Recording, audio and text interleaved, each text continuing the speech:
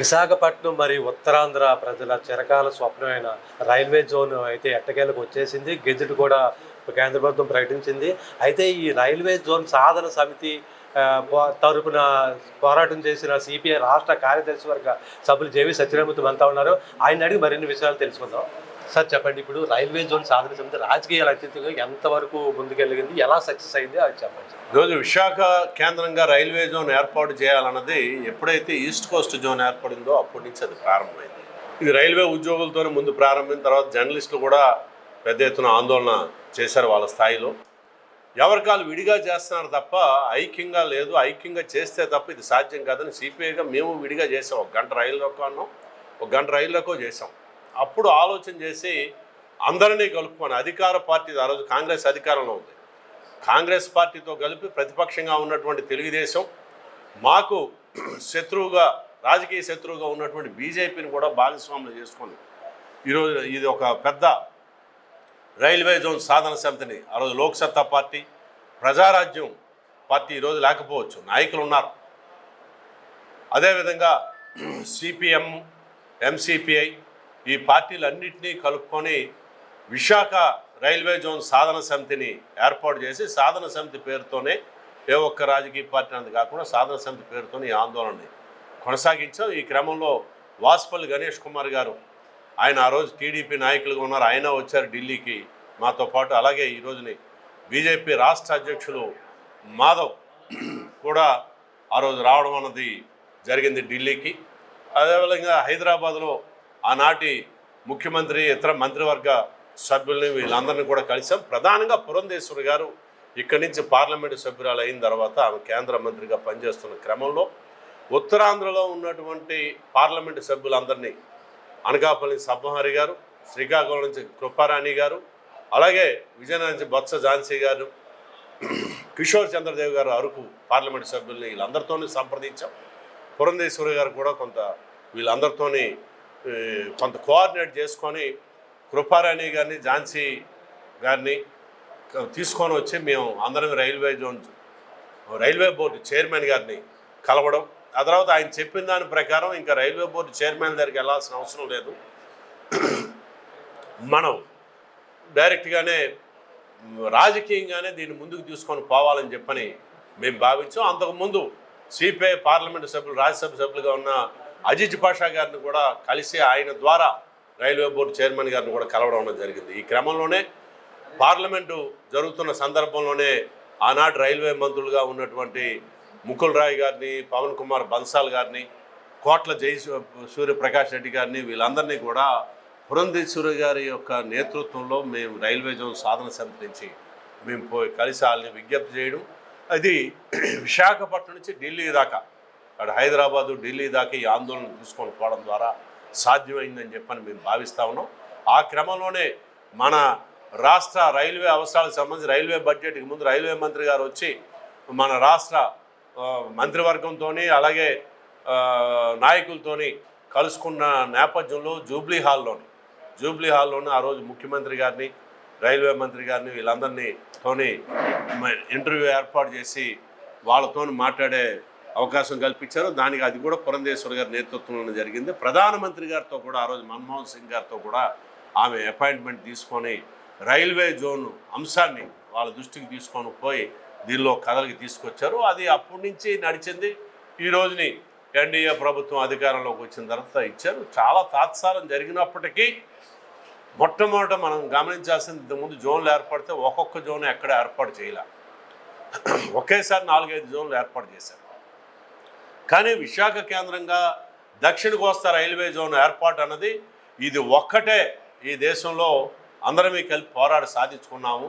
తద్వారానే ఇది ఏర్పడింది. ఇది ఒక విధంగా ఈ ప్రాంత ప్రజల యొక్క పోరాట విజయంగా మేము భావిస్తూ ఉన్నాం. ఇది అందరమీ కలిపి ఐక్యంగా ఈ ప్రాంత అభివృద్ధి కోసం పోరాటం చేశాం కాబట్టి దీన్ని సాధించుకోగలిగామని చెప్పని తెలియజేస్తాం. సార్, దేశంలో ఇతర రాష్ట్రాల్లో రాజకీయ నాయకులు, రాజకీయ ప్రజాప్రతినిధులు రాజకీయ పార్టీకి అతీతంగా బలమైన లాబింగ్ చేసి వాళ్ళ డిమాండ్లు నెరవేర్చుకుంటారు. కానీ ఈ విషయంలో ఉత్తరాంధ్ర ప్రజాప్రతినిధులు ఐక్యమత్యం లోపించి దాంట్లో వచ్చారు.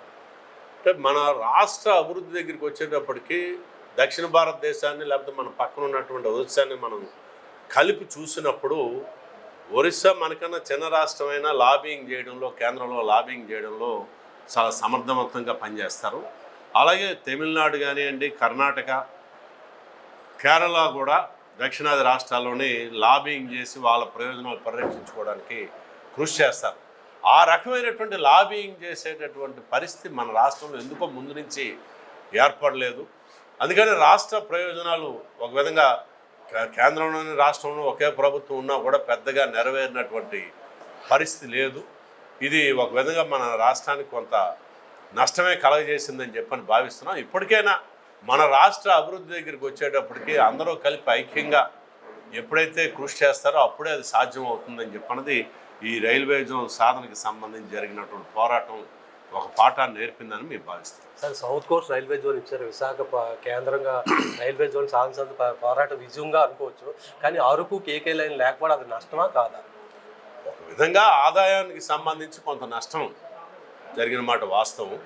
అలాగని ఉత్తర కోస్తా రైల్వే జోన్ ఏదైతే ఉందో, తూర్పు కోస్తా రైల్వే జోను, వాళ్ళకు కూడా 3 డివిజన్లు ఉంటే తప్ప ఒక జోన్ ఏర్పడదు. ఒక జోన్ ఏర్పడాలంటే 3 డివిజన్లు ఉండాలి. మరి వాళ్ళకి 2 డివిజన్లు మిగిలాయి, కుర్దా రోడ్డు, సంబల్పూర్ డివిజన్లు.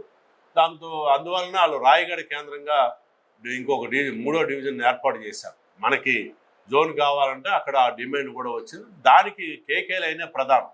కేకే లైన్ లేకపోతే రాయగఢ డివిజన్ మనుగడే సాగించే పరిస్థితి ఉండదు. ఆ కేకే లైన్ లేకపోవడం వల్ల మనకి అంటే ఈరోజు విశాఖపట్నం డివిజన్కి కొంత నష్టం ఉన్నప్పటికీ మనం కేకే లైన్ మొత్తం కాకపోయినా కనీసం అరకు దాకా ఉన్న సెక్షన్ అయినా, కొత్త వలస నుంచి అరకు దాకా ఉన్న సెక్షన్ని మన విశాఖపట్నం డివిజన్లో కలిపితే, దక్షిణ కోస్తా రైల్వే జోన్లో కలిపితే కొంత ఉపయోగకరంగా ఉంటుంది. ఈరోజు ఈ జోన్లోనే తక్కువ రూట్ కిలోమీటర్ ఉన్నటువంటి డివిజన్గా విశాఖపట్నం డివిజన్ మిగిలిపోయేటటువంటి పరిస్థితి ఉంది. అందుకని ఆ సెక్షన్ వరకు, అరకు దాకా ఉన్న సెక్షన్ వరకు కలిపితే మంచిదని చెప్పని భావిస్తాం. Sir, south coast railway zone సాధనగా విజయం, చాలా పెద్ద విజయం సాధించారు. రైల్వే జోన్ సాధన సమితి కన్వీనర్గా మీ అనుభూతి కూడా ఎలా ఉంది? నిజంగా అది పెద్ద అనుభవమే. రాజకీయంగా నాకు చాలా పెద్ద అనుభవం.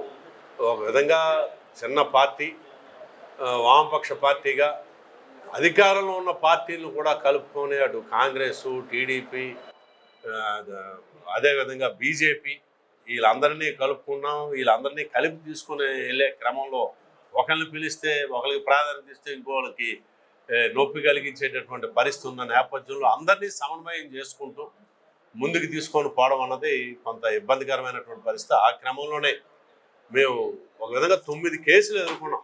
రైల్వే జోన్ సాధన కోసం జరిగినటువంటి పోరాటంలో మేముగా 9 కేసుల్ని సిపిఐ సొంతంగా చేసిన దానిలోని సిపిఐ మీద కేసులు వచ్చాయి. అలాగే అందరం కలిపి ఐక్యంగా చేసిన దానిలో కన్వీనర్గా నేను ఉన్నాను కాబట్టి నేను అన్నిటిలో కూడా ఉన్నటువంటి పరిస్థితి. పంతాల రామకృష్ణ గారితో కేసులో ఉన్నాం.